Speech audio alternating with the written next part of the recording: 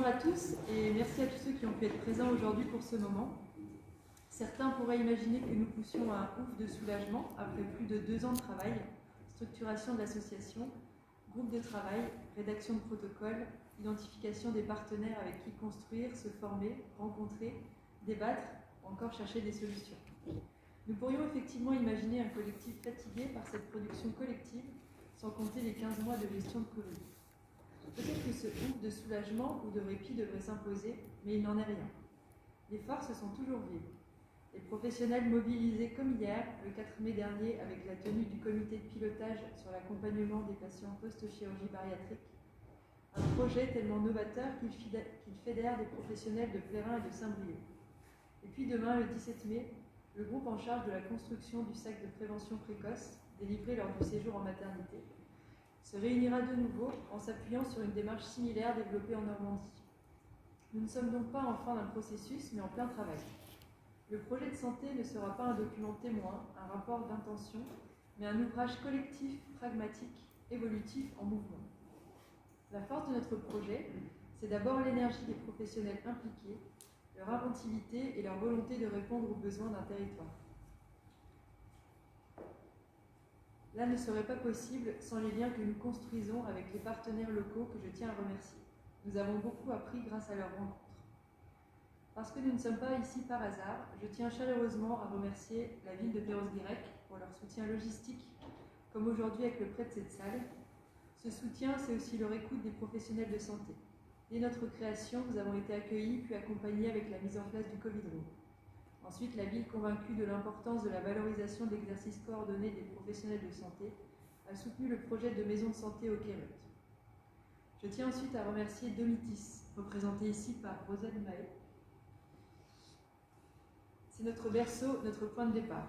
Ils n'ont pas seulement ouvert leurs portes et permis la rencontre avec Dr Eric Henry, facilitateur pour Gécolib du travail sur les CPTS.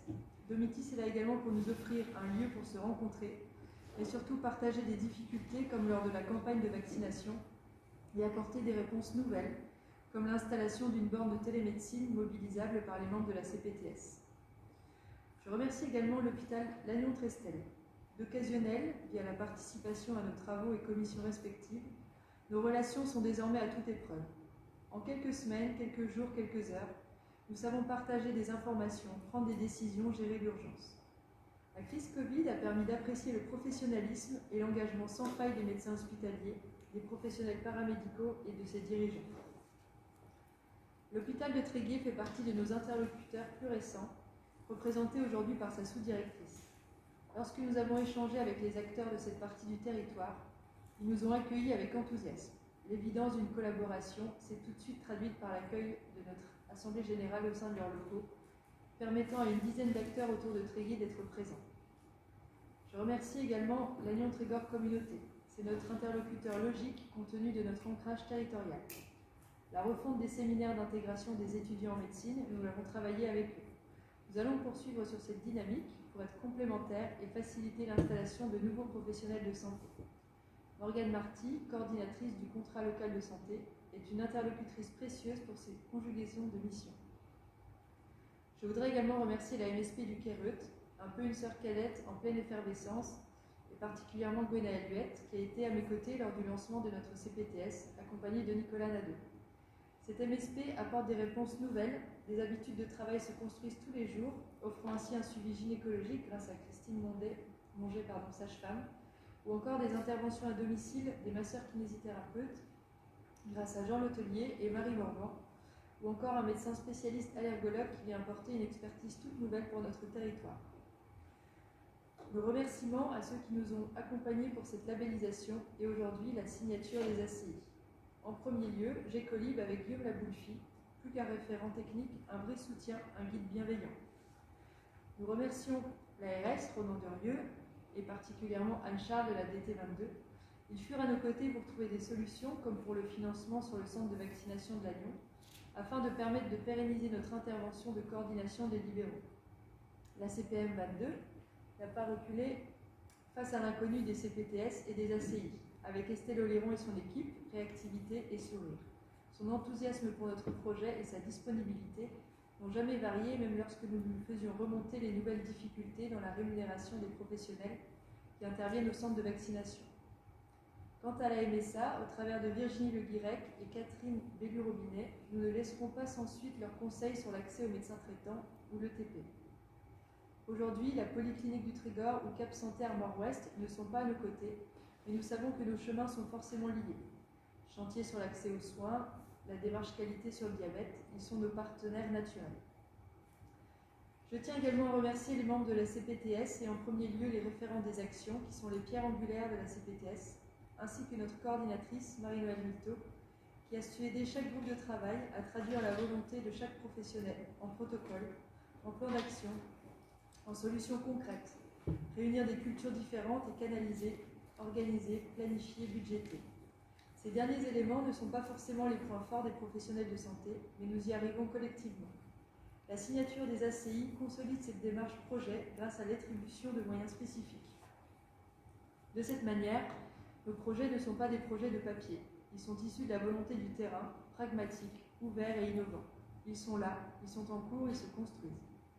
Grâce à Stéphanie Gouzien, elle rencontrait avant-hier le GHT Armor via le docteur Letellier, responsable du SAMU, pour identifier comment la CPTS participe à construire le SAS. Grâce à Thérèse Lezecker, mettre en place un parcours santé en pédiatrie sur le Trégor.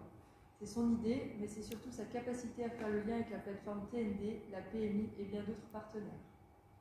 Ces projets nécessitent un cadre, une sécurité administrative et organisationnelle. C'est ce que nous assurons avec les autres administrateurs de l'association.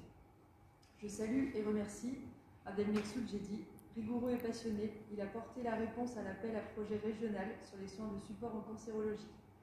Sa détermination a été couronnée de reconnaissance, encore un projet qui n'est plus seulement une envie ou une idée, mais une réponse opérationnelle désormais.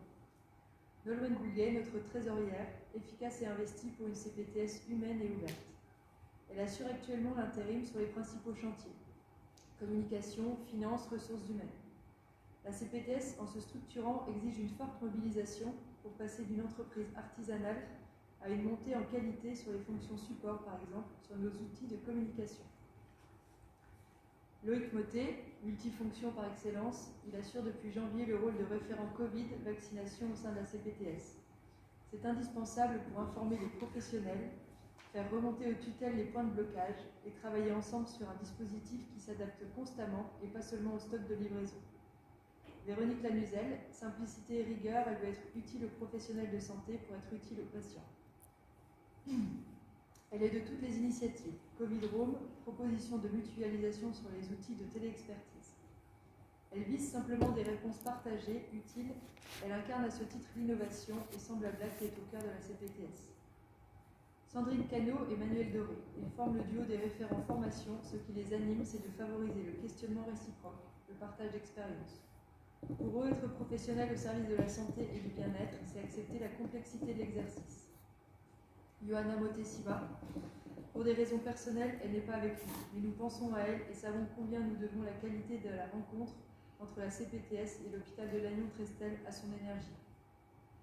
Crise Covid, variant breton, installation du centre de vaccination, à toutes ces étapes, elle fait le lien entre le CME et la CPTS. Anticiper, faire circuler l'information, c'est son leitmotiv. C'est elle qui fait le lien pour diffuser aux libéraux les consignes pour limiter le recours aux urgences, compte tenu de la découverte du variant breton. Je remercie également les 20 membres de notre conseil d'administration représentant les différentes professions sur tout le territoire de la CPTS. Leurs questionnements et remarques pertinentes nous permettent d'apporter des solutions aux problèmes relevés sur le territoire. Dans quelques jours, nous allons déménager pour, comme on dit, pour plus grand. En effet, la famille de la CPTS, cette communauté s'élargit. De nouveaux partenariats sont en cours, comme la plateforme TND ou encore le centre hospitalier de Tréguier. Aux nouveaux professionnels qui s'installent, nous leur faisons une place de choix. Je pense à Clara Pochet, psychologue à Perros-Guirec, qui fait profiter le groupe sur la chirurgie bariatrique de son expérience. Je pense aussi à Tiffany Larue, sage-femme, qui va ainsi permettre de mieux accueillir de nouveaux bébés sur Trégor. Nous déménageons dans un lieu qui a toute sa symbolique, le Quinquis. La mairie de Perros-Guirec met à notre disposition cet espace, tout comme elle nous a accompagnés pour y installer le Covid Room, notre solution collective pour faire face à l'épidémie de Covid en mars 2020. Ce cycle de déménagement est un beau symbole. il représente bien la vie et le mouvement que nous voulons favoriser. Un lieu plus grand pour accueillir, réunir, faire travailler ceux et celles qui savent que des solutions sont possibles. Il n'y a pas besoin de conclusion à mon intervention, car nous savons nous renouveler et faire face aux imprévus. Je passe avec plaisir la parole à Madame la directrice de la CPM et au directeur de l'ARS. Je vous remercie pour votre présence qui est un vrai soutien et une reconnaissance d'une aventure particulière qui n'en est encore qu'au début. Je passe le relais aussi à M. Abdelmeksoud Djedi, qui en tant que vice-président du GPS signera les accords me permettant de rejoindre ma place de toute jeune maman. Ce passage de relais, c'est l'une des forces de la CPTS. Nous savons conjuguer nos compétences au service des mêmes valeurs, au service d'un meilleur parcours de soins pour les habitants du Trégor. Merci.